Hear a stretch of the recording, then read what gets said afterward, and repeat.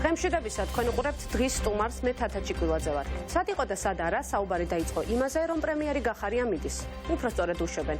მაგრამ თუ ეს ბიძინა ივანიშვილის ქვეყანაში დღეს ვინმეს გაუკვირდა გასაკვირი მხოლოდ მათი გაკვირვება იქნება. გვახსოვს ღარიბაშვილი, იყო კვირიკაშვილიც. არ გვახსოვს, მაგრამ იყო ასეთი პრემიერი ბახტაძეც. და ასევე დაგვამახსოვრდება პრემიერი გახარია და შემდგომ მისი შემცველიც. და თუ ამის დროც მოვა და ამის დროც მოვა. მაგრამ ეს არ ყოფილა ამ კვირაში ერთადერთი მონასტერი, რომელიც კინაღამ აირია.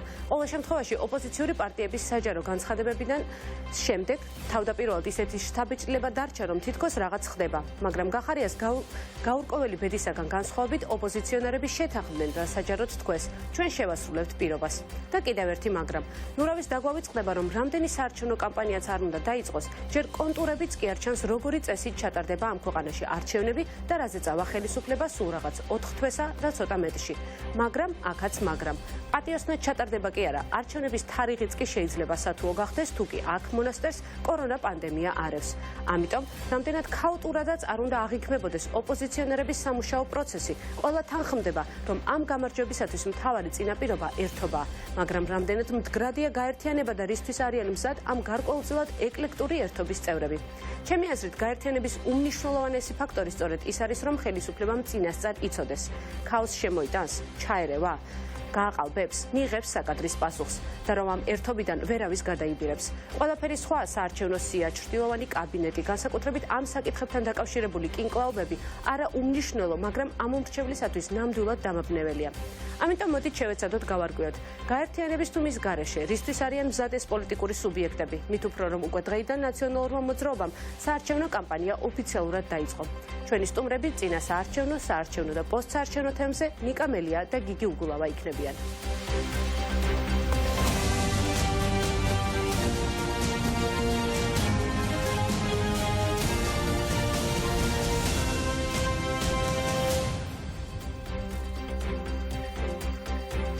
კიდევ ერთხელ მოგესალმებით, თქვენ დღის სტუმარს უყურებთ. გუშინ ცნობილი გახდა, რომ ნაციონალური მოძრაობა 8 ოლქიდან 6 თმობს ოპოზიციური პარტიებისათვის, სხვა ოპოზიციური პარტიებისათვის და ისინი 2 ოლქში, ეს არის გლდანი და სამგორი საკუთარ კანდიდატურას წარადგენენ. ამის შესახებ გუშინ ნიკა მელია მისაუბრა, რომელიც დღეს ჩვენი პირველი სტუმარია. ნიკა, მოგესალმებით მათი სტუმრობისთვის. ნიკა, არის მოსაზრება, რომ ოპოზიციაში ერთგვარი გაუგებრობა, რითიც ამ უმრჩეველი იბნევა, თითქოს მანდატებს ვერ იყოფთ და ასე შემდეგ. მე გადავხედე გასული არჩევნების შედეგებს და ამას თუ გავითვალისწინებთ და წმინდა არითმეტიკულად დავთვლით, ასე გამოდის, რომ თქვენ შეგეძლოთ 8-დან არათუ 2-ის, არამედ 4.8, თითქმის 5 კანდიდატის წარდგენა შეგეძლოთ. მაგრამ თქვენ თქვით 2. რატომ ეს 2? დიახ, მოგესალმებით კიდევ ერთხელ. უბრალოდ თავშემი და აღნიშნო, რომ ჩვენ მანდატებს ვერ ვიყოფთ. შემთხვევაში იყო ასეთი მოსაზრება, თქვათ Facebook-ზეც ვნახე და გამოხმაურებები რაც იყო. იმაში რატო იცით, იმიტომ რომ ჩვენ ყველანი ერთად ვცდილობთ და მე ვფიქრობ, უფრო დავახლოვდით მიზანთან, რომელიც მომსახურება ამ ქვეყანაში ნორმალურ ხელისუფლების მოსვლას ძალაუფლებაში. ჩვენ ბრძოლას ვაპირებთ ისე, რომ იყოს ეს კოორდინირებული და ამის შემდეგ ბუნებრივია ხალხთან ერთად ჩვენ მოვიპოვოთ გამარჯვება. ჩვენ ეხლა მაგიდაზე დევს მანდატები და ამას კი ვინაცეთ, ეს ხალხს საერთოდ არ აინტერესებს, ხალხს აინტერესებს უბრალოდ მათ ეშველება თუ არა, მაგრამ რაც არ უნდა მავანმა ეხლა მე მითხრას, რომ თქვენ სადღაც რაღაცაზე საუბრობ და ეს ხალხს არ აინტერესებს, არა, ხალხს ამ მოსაზრებასაც არ ვეთანხმებ, იმიტომ რომ ძალიან კარგად აინტერესებს ხალხს, იმიტომ რომ ეს არის ინსტრუმენტი თუ როგორ უნდა შეცვალოს ხალხი. ჩემი კითხვა მდგომარეობს ხელისუფლება. თქვენ უშუალო კითხვას რაც შეეხება. ანუ თქვენ შეგეძლოთ 8-დან როგორც მინიმუმ 3 ადგილას გეთქვათ, რომ აი ჩვენ აქ გვეყოლება მაჟორიტარი, არ ამგონია რომ ეს დავისაგანი გამختارება, მაგრამ თქვით ორი, ეს საინტერესოა. რატომ ეს 2, რა პრინციპით შეერჩიეთ და რატომ 2? ძალიან მნიშვნელოვანი არის ერთობა, ხახნო? და ამაზე ჩვენ საუბრობთ პირველივე დღიდან. და არა მარტო ჩვენ, მაგრამ ვინაიდან ჩვენ ვართ ძალიან დიდი პოლიტიკური გაერთიანება, არა მხოლოდ ოპოზიციაში, მთლიან ქვეყანაში ვარ ყველაზე მსხვილი ოპოზიციური გაერთიანება, იმიტომ რომ ხა მე ოპოზიციური გაერთიანება და არ ვთვლი ქართულ ოცნებას, ეს არ არის პოლიტიკური გაერთიანება რაიმე იდეების და პრინციპების გარშემო. ქვეყანაში ყველაზე მსხვილი ოპოზიციური პარტია. პასუხისმგებლობა ბუნებრივია. შენი არ ყოველთვის დიდი ოპოზიციაშიც და ხელისუფლებაში თუ ხარ ხო მით უმეტეს. ამიტომ ჩვენ ვატყობდით, რომ კითხვის ნიშნის ქვეშ დგებოდა ერთობის საკითხი ისეთ მნიშვნელოვან პოლიტიკურ ცენტრში, როგორც არის დედაქალაქი, 1,5 მილიონიან ქალაქში. და რამ განაპირობა ეს? და ჩემის აზრით, დიდმა პოლიტიკურმა გაერთიანებამ, თუ პოლიტიკაზე ვსაუბრობთ, თუ სხვა სფეროზე ვსაუბრობთ, უფრო გავლენიანმა, უფრო ძლიერმა, თუ სპორტზე ვსაუბრობთ, უფრო ღონიებმა, რაღაცა უნდა დათმოს. მაგრამ სინამდვილეში ეს დათმობა არ არის, ეს არის საერთო ინტერესის გათვალისწინება და ამ საერთო ინტერესში მე რას გულისხმობ, ისეთ პარტიას კი არა, ხოლმე ხალხს გულისხმობ, პირველ რიგში თბილისელებს გულისხმობ. და ბევრი პარტია გვყავს დღეს ჩვენ რეგისტრირებული არის ახალშობილი პარტია, რომელსაც ძირითადად აქვს ინტერესი თბილისზე და ძირითადად მათი ელექტორალური მოდება თუ შეიძლება ასე ითქვას და მხარდაჭერა არის თბილისში და ჯერჯერობით ფესვები ვერ გაიდგეს და ბუნებრივად მათ ისინი ვერ მოასწრებენ ფესვების გადმას წლის ბოლომდე. ამიტომ მაღალი იყო რისკი იმისა, რომ არ ვერ მოხდარიყო შეთანხმება.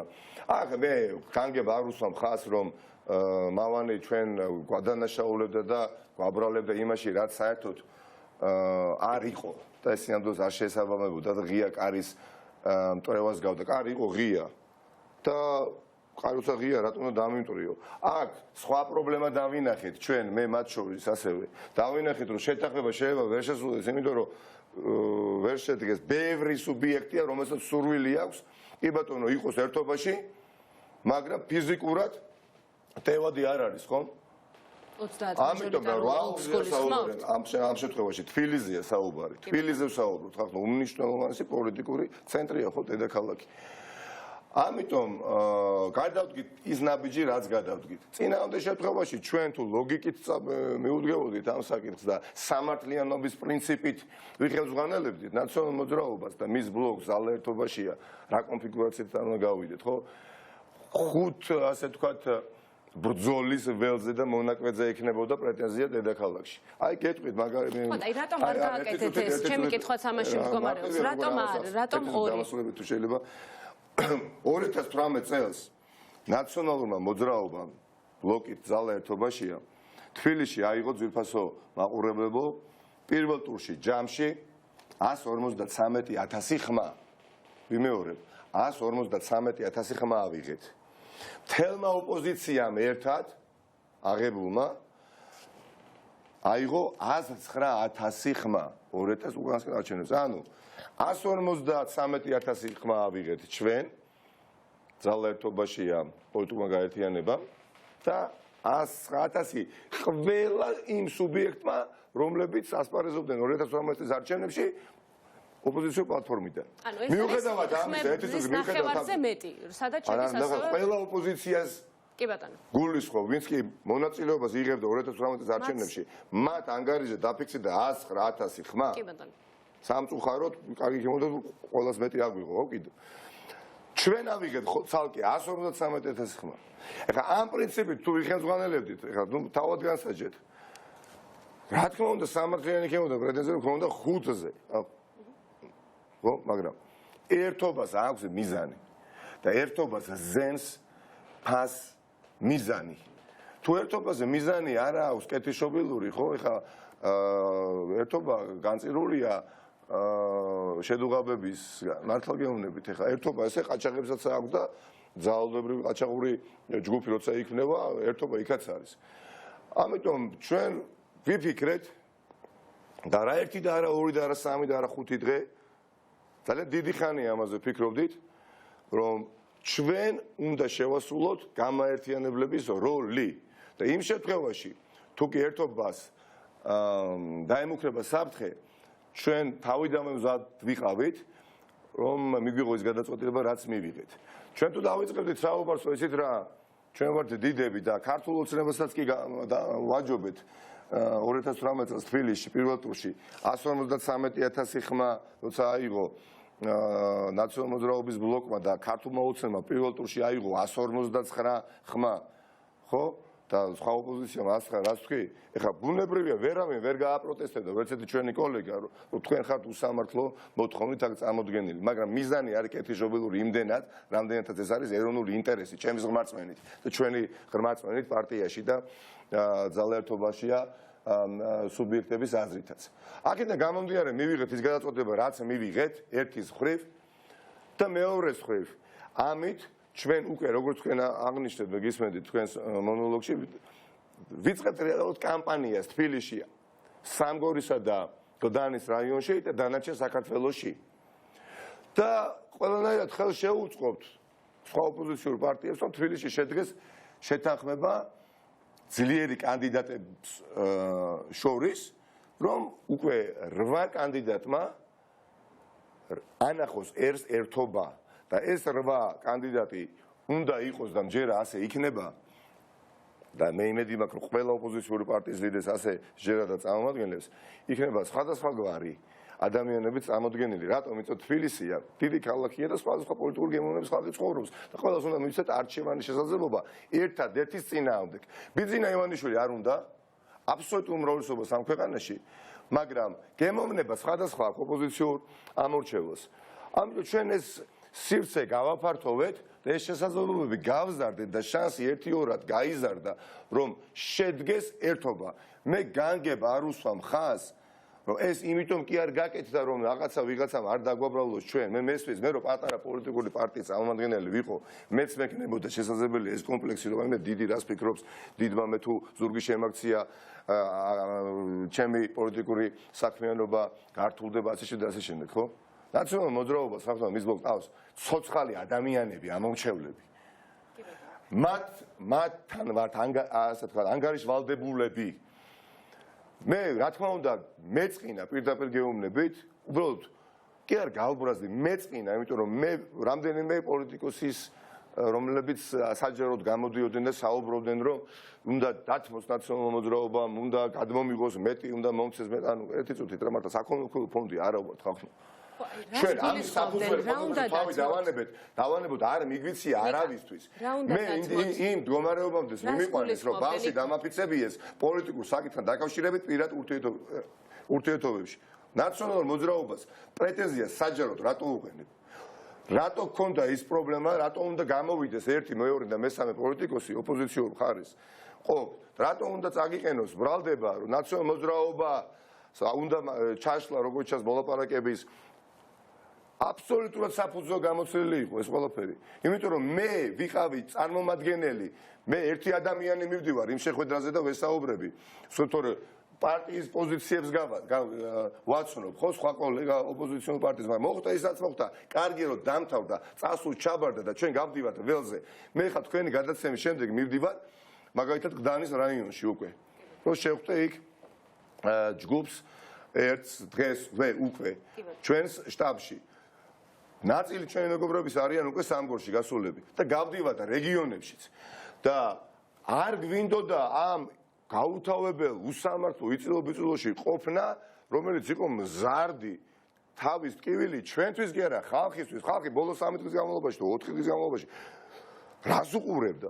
რაღაცაზე ვჩხუბობდი თან უსამართლოდ როგორ ჭყობენ, ჩემი პრობლემაა, მე ვერ გავიგე და მე დავიბენი.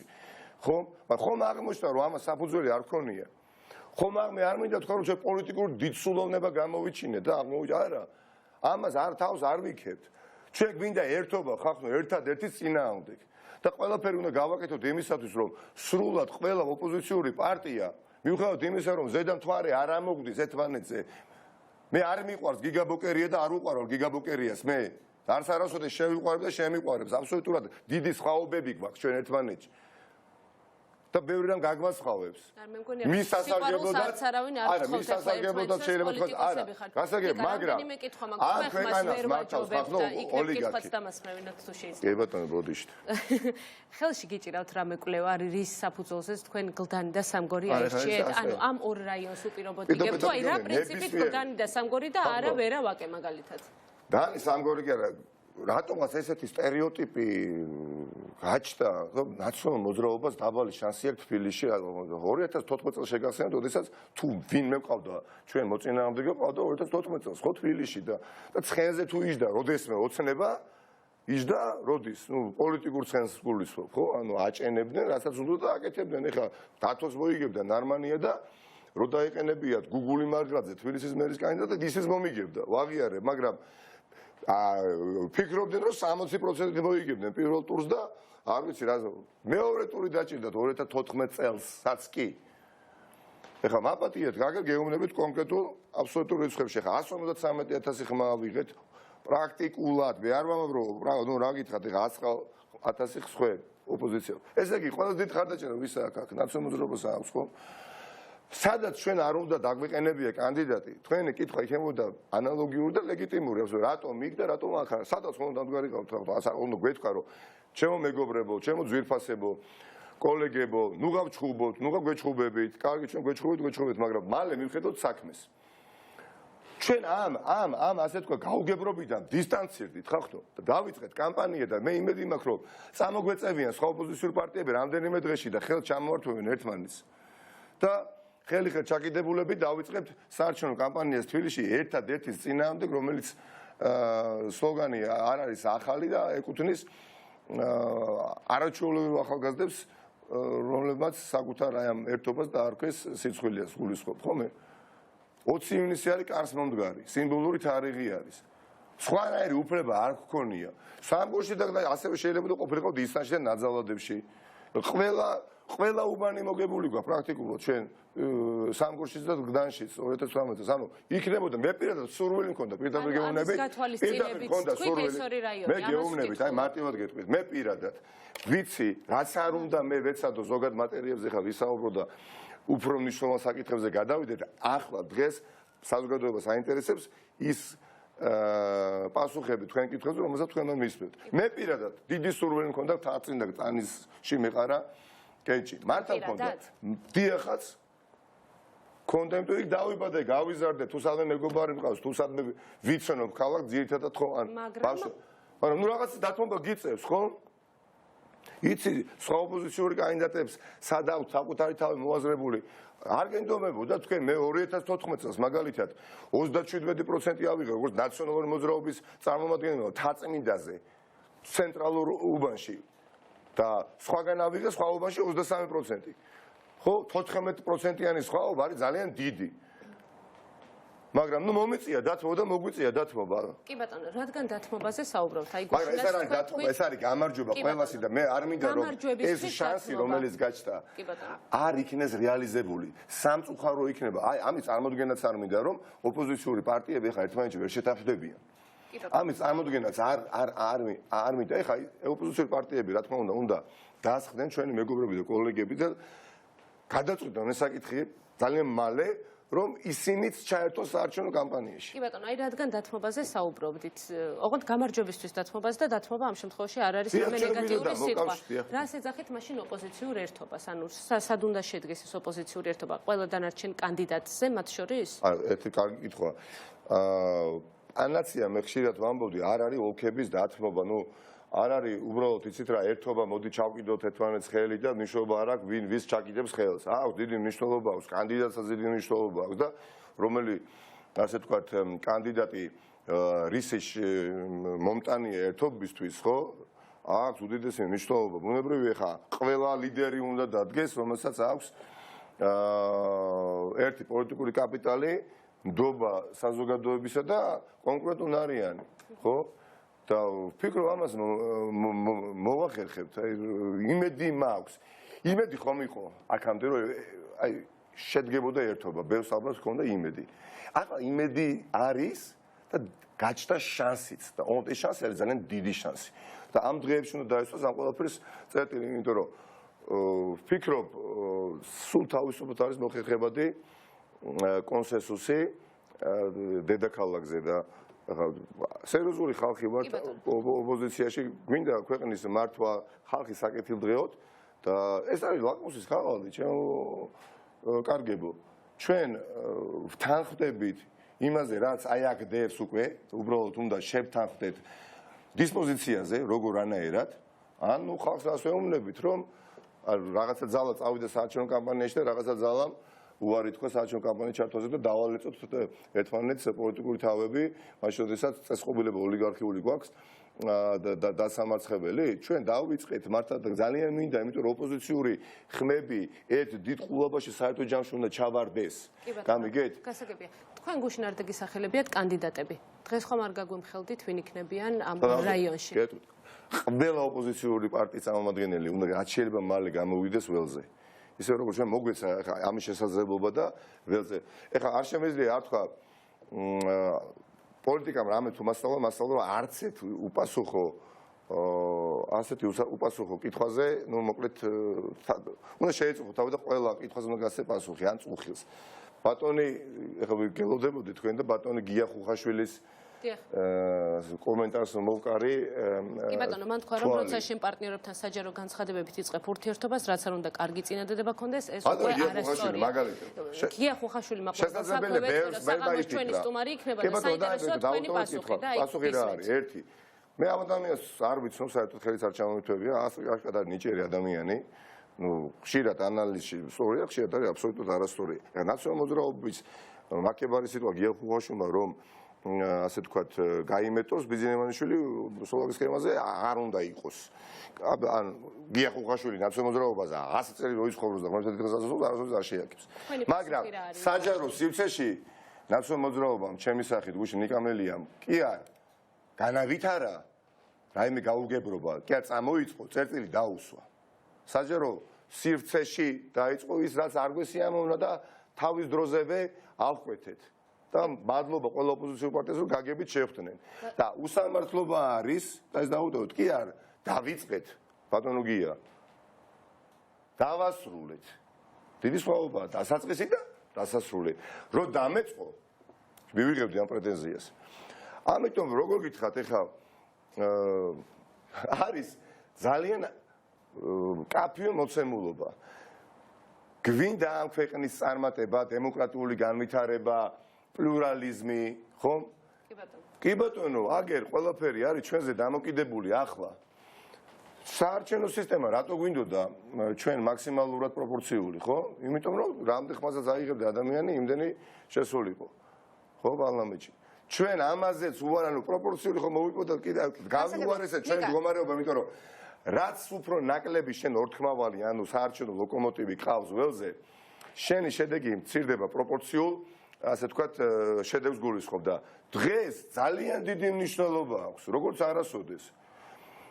პროპორციული წესით დაფიქსირებულ შედეგს, იმიტომ რომ 120 მანდატი თამაშდება პირველ ტურში, ხახტო. 150-დან 120 მანდატი მოდის პირველ ტურზე. ანუ რომელი ოპოზიციური პარტია და ჯამურად ეს იქნება მნიშვნელოვნად უფრო მეტი ვიდრე ქართული ოცნება, მნიშვნელოვნად და მე პრეტენზია მაქვს და ამისი ძალიან დიდი ალბათობა არის, რომ ცალკე აღებული მარტო ნაციონალური მოძრაობის ბლოკი ძალაერთობაშია ქართულ ოცნებას არჩევნებში შედეგობრივად დაამარცხებს. შედეგობრივად დაამარცხებს. მე არ ვამბობ რომ ხა 50% არის ძალიან რთული, როდესაც შესაარჩევნო სისტემა გაქვს ამდაგვარი როგორც აღარ საუბრობს ხმებზე, ხო? ჯანურად იქნება მნიშვნელოვნად მაღალი პროცენტი დაფიქსირება პირველ ტურში. პირველ ტურში გადაწყდება ამ არჩევნების ბედი. პირველ ტურში და აი ეგეთი არგუმენტი საკონსტიტუციო ცვლილებებს მიიღებს პარლამენტი? ერთ-ერთი არგუმენტი თუ შეიძლება მე იმ დაშვებით საუბრობ რომ მიიღებს და ღმერთი არ გაუწყდება ბიზინა ივანიშვილს და პოლიტპატიმარი გიორგი რულვაც გამოვა. ერთი წუთი აი რამიდა. ერთ-ერთი არგუმენტი მინდა დასასრულისკენ უნდა წავიდეთ და კიდე ერთი კითხვაზე თქვენ პასუხი რომელიც კიდე ერთი კითხვა დამრჩა და მუსირებ და ძალიან მოკლედ რა. აქ ჩემი სტუმრობის შემდეგ შემოდის გიგი უგულავა. გიგი საუბრობდა მე ხო ვადევნებდი ხალხს. გიგა ბოკერია სხვაები საუბრობდნენ რომ უპასუხისგებლობა არის კონდეს შანსი გაიმარჯვო პირველ ტურში და გადაიტანო ეს შესაძლებლობა მეორე ტურში. ჩვენ პასუხი რა იყო? ჩვენ პირველად გვინდოდა ერთობა, მაგრამ არა დაქუცმაცებული ერთობა და არა ბლოკი. მე პირდაპირ ვთქვარ, ჩვენ არ გვინდა ერთობა, უშეცი გავაკეთე განცხადება ევროპულ საქართველოსთან მხოლოდ და ნათელაშვილის პარტიასთან, ბატონ შალვასთან, ლეიბურის პარტიასთან. ეს არის ერთობა, ეს არის ხელოვნური ერთობა, ეს არის ბლოკი, გამიგეთ? ეცუდეც არა, მაჟორიტარულ ოლქებში გეუბნებით. აქამდე ხელოვნური ერთობა იყო. არა, ერთი წუთით არა, ერთ სხვა ვერ გამიგეთ. ეს არის მოჩვენებითი ერთობა მაჟორიტარულ ოლქებში, როდესაც ჩვენ ევროპული საქართველოს და ლეიბურის პარტია ვართ მხოლოდ ბლოკში და თანხმდებით მაჟორიტარებზე. და დანარჩენი მაგალითად ალეკო ელისაშვილი, ლელო და სხვები მიუხედავად იმისა რომ ლელოს არ იქნა განცხადებული არიან კიდევ ცალკე სხვა ბლოკის ანუ 4-5 ბლოკი ოპოზიციური პარტიებიდან და ქართული ოცნება ერთი კანდიდატით ეს არ გვაწყობს და ვამბობდით ამას და იმისათვის რომ ეს სიტუაცია არ იყოს სახეზე მიღებული ჩვენ მივიღეთ ასევე ამიტომაც გუშინდელი გადაწყვეტილება რომ გააჩნდა ეხა შესაძლებლობა რომ შევდუღავდეთ კიდევ უფრო მეტად მაგრამ პირველი ტური აი 2018 წელი ჩემი არგუმენტი მიდა იმის დასამტკიცება თქვენთვის რომ პროპორციულ შედეგს აქვს გადამწყვეტი მნიშვნელობა რომელიც დიდწილად განაპირობებს მეორე ტურების სადაც იქნება მეორე ტური და დარწმუნებულად ბევრ ოლქში ოპოზიცია მოიგებს პირველივე ტურში. 2018 წელს ჩავთვალოთ რომ ჩატარდა საპარლამენტო არჩევნები და საპარლამენტო არჩევნები რო ყოფილიყო პირველ ტურში. პირველ ტურის შედეგებით. ნაციონალური მოძრაობა 38%, ქართული ოცნება 38%, ევროპული საქართველოს 11% და შალონათაშვილი 3%, თითქმის 4 კუკალო ბატონი უსოფაშვილი 2. გესმით, რა ხდებოდა? დამთავრებული იქნებოდა პირველივე ტურშივე. რა თქმა უნდა, ახლა იმიტომ გვინდა ერთობა, რომ პროპორციულ მაღალ შედეგთან ერთად მაჟორიტარული ოლქები შეთანხმებით, ასე ვთქვათ, იქნეს ხო ხორჩესყული რა ეხა შეთანხმებით და არა კვაზი შეთანხმება ხახნო მე და გიგი უგულავას ერთობა არ არის ის ერთობა რომელსაც ხალხს ვეტყვით რომ არის ერთობა გავერთიანდი და რასაკეთებს ბატონი ალეკველისაშვილი ბატონი დათოუსუფაშვილი ბატონი ხაზარაძე სხვები და სხვები ხო ეს რისკი დავინახეთ ჩვენ და ამიტომ ხელი შეუწყეთ პროცესს რომ არ წასულიყო გაუარესებისკენ მე ვფიქრობ ჩვენი საზოგადოება 8 წლის თავზე ოლიგარქის ხელში იმსახურებს დღეს ერთობას როგორც არასოდეს და ყველა გადადგომ ჩვენ შესაბამის ნაბიჯს და ჩვენი წილი პასუხისგებლობისა ვიღაცის მეტი ვიღაცის ნაკლები მაგრამ საერთოდ ჯამში ყველასი ძალიან მნიშვნელოვანი და გადამწყვეტიც ალბათ ხო იქნება ადგილზე და არავინ ამისგან უკან არ დავიშეთ კი ბატონო, თქვენ არ მიპასუხეთ კითხვაზე, ხომ არ დაასახელებდით დღესვე კანდიდატებს, ან თუ არ დაასახელებთ და მესმისეს, უკვე თუ იცით ვინ იქნებიან კონკრეტული ადამიანები. ჩვენ რა თქმა უნდა, ჩვენ ვიცით, კი ბატონო, მაგრამ არ დაასახელებთ. არ გეუბნებით. კარგით, გასაგებია, დაველოდებით, როდის დაასახელებთ, კიდევ უამრავი კითხვა დამრჩა თქვენთან, მაგრამ ჩვენ დრო შეზღუდულია. ჩვენ ახლა მაყურებელს შეგვიძლია მოვასმენოთ შეფასებები თქვენს განცხადებაზე და გამოხმაურებები და შემდეგ უკვე გიგი უგულავასთან ერთად ევროპული საქართველოს ლიდერთან ერთად დავბრუნდებით, დაგველოდეთ. ჩვენ დავაყენებთ კანდიდატს ორ ოლქში და იმედი გვაქვს, რომ სხვა ოპოზიციური პარტიები, ნაციონალურ მოძრაობაზე გაცილებით მცირე ოპოზიციური პარტიები ერთმანეთში მიაღწევენ ისეთ შეთანხმებას, რომელიც უზრუნველყოფს იმას, რომ დარჩენილ 6 ოლქში ასახული იყოს მაქსიმალურად ეკლექტური პოლიტიკური, ასე ვთქვათ, შემადგენლობა, როგორც გადანაწილების თვალსაზრისით ამ ოლქების, ასევე იმ შემადგენლობით, ვინც კენჭს იყრის აღნიშნულ ოლქებში.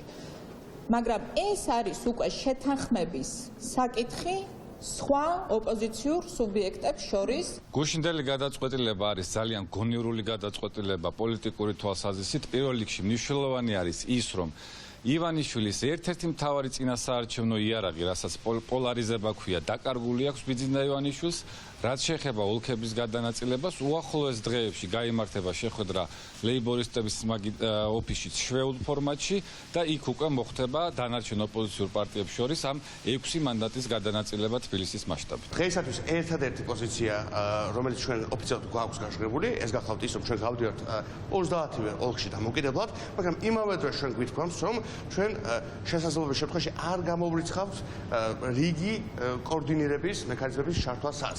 იმიტომ ჩვენთვის მთავარი ინტერესი არის ვიმეორებ ქართული პოლიტიკის განახლება და ამ ხელისუფლების სახლში გაშვება. და ყველაფერი რაც იქნება საჭირო და სწორი ამ მიმართულებით იქნება გათვალისწინებული.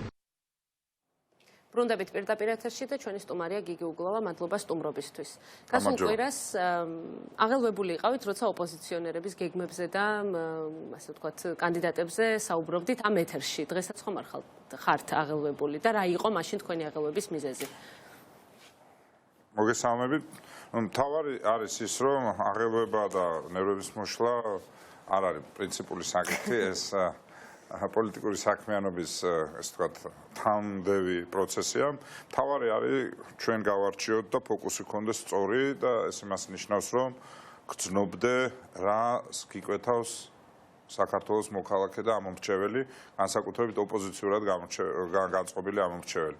ჩვენ არ უნდა აუცდეთ მათ მოთხოვნებს და ამ თვალსაზრისით ორი მთავარი რამ არის გამოკვეთილი. პირველი ეს არის რომ ივანიშვილთან და ქართულ ოცნებასთან მიმართებაში ვიყოთ ერთიანები და მეორე რაც შეეხება პლურალისტური და დიდი არჩევანი მივცეთ ადამიანებს არა მონოპოლიური რომ ერთი პარტია ერთი ნომერი და რაღაცა და არიქა არამედ იყოს ფართო არჩევანი და იმ განცდით რომ ბევრი ადამიანი მოვიდეს არჩევნებზე და უფრო დიდი არჩევანი უფრო მეტი ადამიანი მოვა.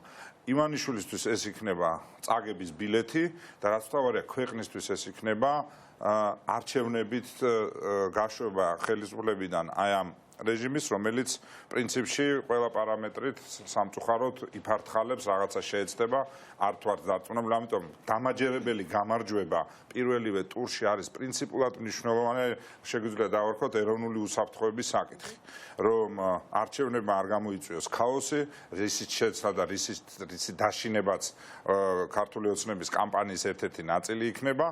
ისინი იძახიან რომ თუ ჩვენ არ ვიქნებით მაშინ სტაბილურობა არ იქნება მე მინდა შევახსენო რომ ყველა ხელისუფლების დაისი 2003 2012 და 2020 წელი ხელისუფლების ყველა რიტორიკაზე შეგვიძლია ამოვიღოთ ნახოთ არის რომ მე ვარ სტაბილურობა და ოპოზიცია არასტაბილურობა სინამდვილეში ყოველთვის არის პირიქით ხელისუფლება რომელიც ამტკიცებს რომ ის არის სტაბილურობა სწორედ ის არის ხოლმე როგორც წესი არასტაბილურობის წყარო ანუ მეფე რომელიც ამტკიცებს რომ მეფეა ის მეფე არ არის მაგ პრინციპით ამიტომ მნიშვნელოვანია ამიტომ არის მნიშვნელოვანი მაჟორიტარების ნაწილში კოორდინაცია, იმიტომ რომ ეს მაჟორიტარები იყო ის აქილევსის ხუსლი და მთელი ეს ამბავი რაც ერთი წლის განმავლობაში ქვეყანაში განვითარდა, ხო? ამასთან იყო დაკავშირებული. ჩვენ ხედავთ რამდენი იბრძოლა ივანიშვილმა, რომ ჯერ 73 მაჟორიტარი დაეტოვებინა, ნუ საბოლოო ჯამში 30-ზე შეჯერება, მაგრამ ეს 30-იც რისკ ფაქტორია. ამიტომ ჩვენ არ აგვაქვს უფლება გავრისკოთ და ამისი არც პოლიტიკური ფუფუნება გვაქვს, ამიტომაც არის რაც შეიძლება მეტ მაჟორიტარულ ოლქში უნდა შევთანხმდეთ ჩვენ თანხმობა და რაც თავარია ესეც უნდა კარგად გვესმოდეს რა შემთხვევაში ოპოზიციამ შეიძლება დაკარგოს მორალური უპირატესობა მორალური უპირატესობა ივანიშვილმა დაკარგა მაშინ როდესაც აესე ველურად მოატყუა და მე უტიფრად აპირებდა ამ ტყუილის შესაღებას საზოგადოებისთვის ქვეყნის შიგნით და ქვეყნის გარეთ ჩვენც საუბრობთ თითქმის 6 თვეა, რომ თუ იქნება მაჟორიტარები, მაჟორიტარებს აესე ერთიანად შევარჩევთ და ამითი მანიპულაციის მას მოვუწევთ. ამიტომ ბუნებრივია ის სიტყვა სტეხს, ჩვენ სიტყვას აქვს ფასი. ეს უნდა ვანახოთ ჩვენ საზოგადოებას, განსხვავება არ არის. არასტაბილურობა საზოგადოებას უნდა აანახოთ გუშინდელი ნაციონალური მოძრაობის და კონკრეტულად ნიკამელიას განცხადება. იყო ეს ხელის შემწყობი იმისთვის, რომ თქვენ თქვათ ეს ერთობა შეინარჩუნოთ თუ საერთოდ რა იყო? თქვენ როგორ შეაფასებთ?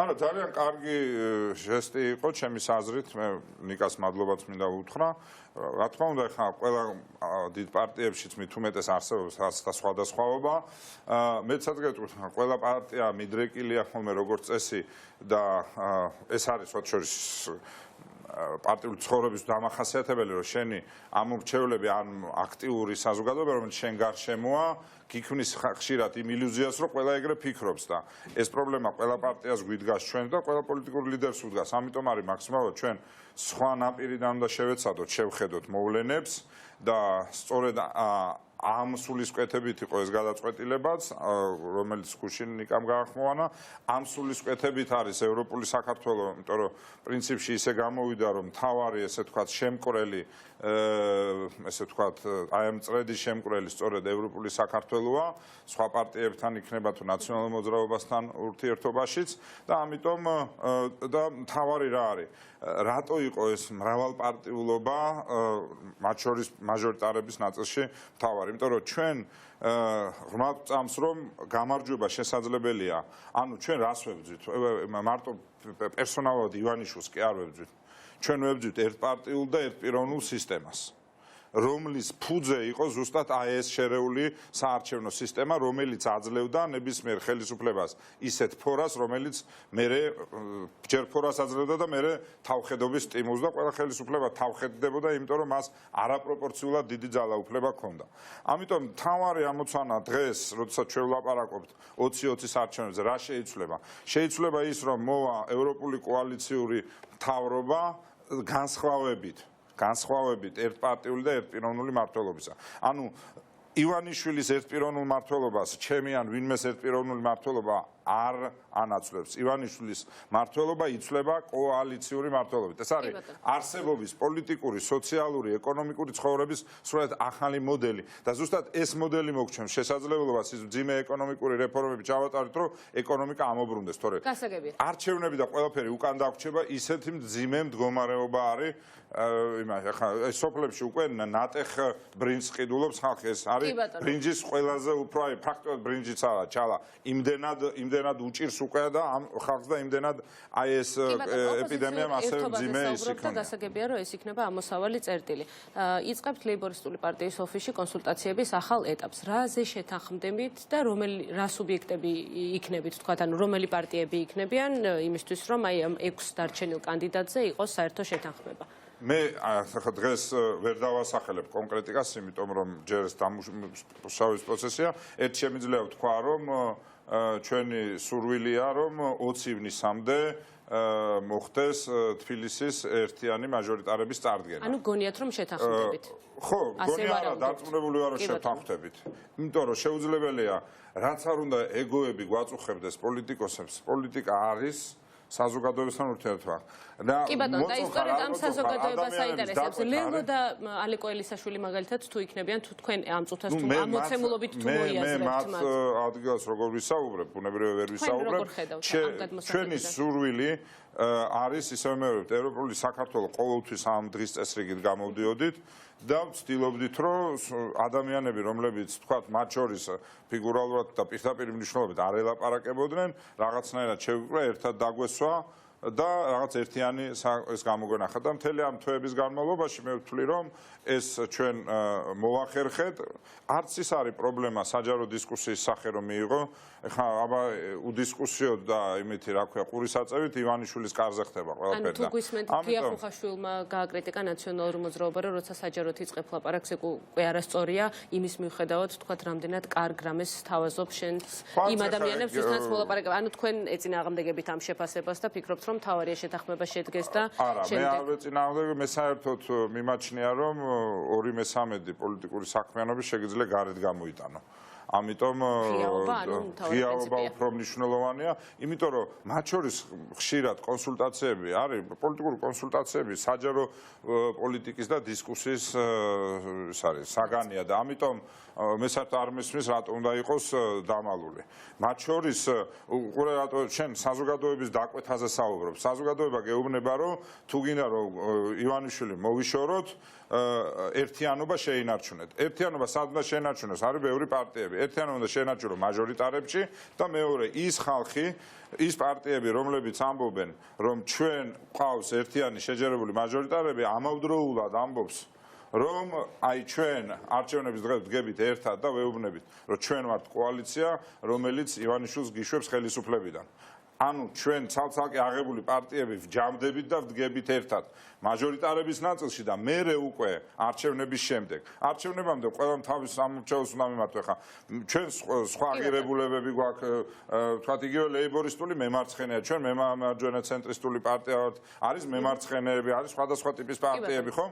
ამიტომ, მაგრამ მთავარი ამ პარტიებს გვაერთიანებს რა? ერთი ხელისუფლებიდან ივანიშვილის ოცნების გაშვება არეულობის გარეშე და მეორე ასევე მთავარი რომ ერთპარტიული და ერთპიროვნული მმართველობა შევცვალოთ მრავალპარტიული კოალიციური მმართველობით. პირველ რიგში უნდა შეიკრიბოთ. ნაციონალურმა მოძრაობამ დატოვა კონსულტაციები, თქვა თავის სიტყვა თქვენს და გავიდნენ ამ მოლაპარაკებიდან, თქვენ როდის იკრიბებით? დღეს, ხვალ, დღეს აღამოს როდის? აი, როგორც გითხარით, საინტერესოა მაყურებლისთვის, იმიტომ რომ თქვენ საუბრობთ, რომ სწორედ ეს საუბრები, თქვა ლეიბორისტული პარტიის ოფისში იქნება გადამწყვეტი არჩევნების ბედის ასე. სწორედ ამას ვამბობ, რომ როდის შეიკრიბებით? 20 ივნისამდე უნდა მოხდეს წარდგენა და შესაბამისად აი ამ პერიოდში ხა თარიღი ვიცოდე გეტყოთ, მაგრამ არჯერ არ ჩაგვინიშნეთ. კი ბატონო, და კიდე ერთი კითხვა მაქვს. ხომ არ თვლით, რომ ოპოზიციურ ერთობას ხელს შეუშლის თუ თითქმის პროპორციულ საარჩევნო სისტემაზე პარლამენტში საკონსტიტუციო ცვლილებები არ შედგება?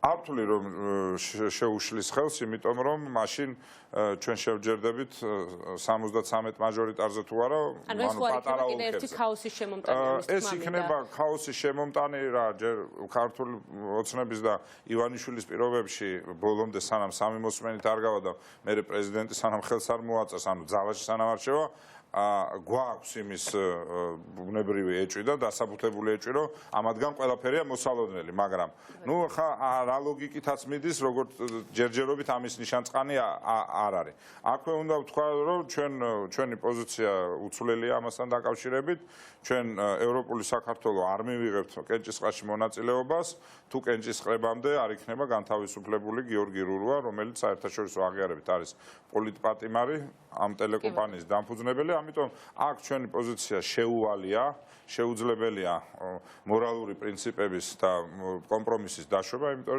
რომ ჩვენი პოზიცია ევროპული საქართველოს არის, რომ რაც არის პრაგმატულად სწორი, ის ზნეობრივადაც სწორი ისა და პირიქით, რაც მორალურად სწორია, საბოლოო ჯამში აღმოჩნდება, რომ პრაგმატულადაც სწორია. ამიტომ ჩვენ არ ვაპირებთ ამ ვაჭრობაში შესვლას მათთან.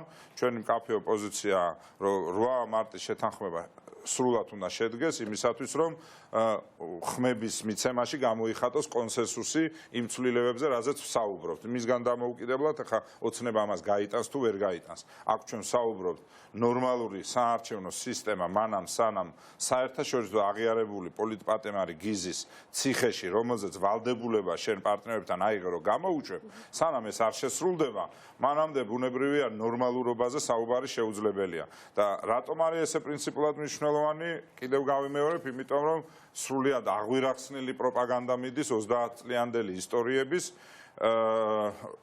რაც კიდევ უფრო მეტად ადასტურებს, რომ ამ ადამიანის მიმართ ივანიშვილის ქვეყანაში ვიღაცას 30 წლის წინანდელ რაღაც სრულიად ბუნდოვან ამბებს რო უხსენებენ, ეს რაღაც კომიკური ხდება ხოლმე. ეს დამატებითი არგუმენტია იმისათვის, რომ ეს კაცი პოლიტიკური პატიმარია. კი ბატონო, გეთახმებით. და ბოლო კითხვა, წინასაარჩევნო კამპანიის დაწყებას როდის გეგმავთ? მხოლოდ მას შემდეგ, რაც თქვათ 20 ივნისისთვის წარადგენთ უკვე ყველა კანდიდატს თუ როდის?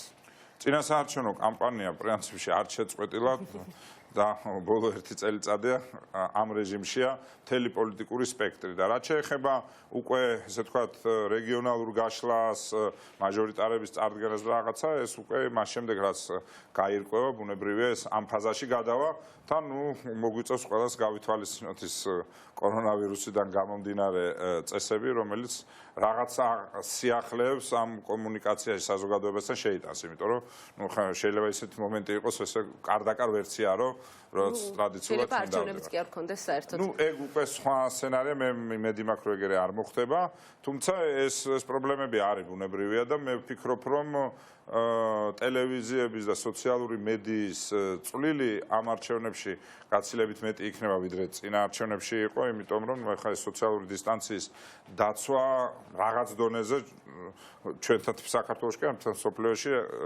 ახალი ბატალიონის ცენტრი, ეპიცენტრი იქნება სოციალური მედია. ფორმები შემოდის და შესაბამისად ბევრი რამე სოციალურ ქსელებში გადაინაცვლებს დიდი ალბათობით. კი ბატონო, დიდი მადლობა ჩვენთან სტუმრობისთვის, წარმატებებს გისურვებთ თქვენს მისწრაფებებში.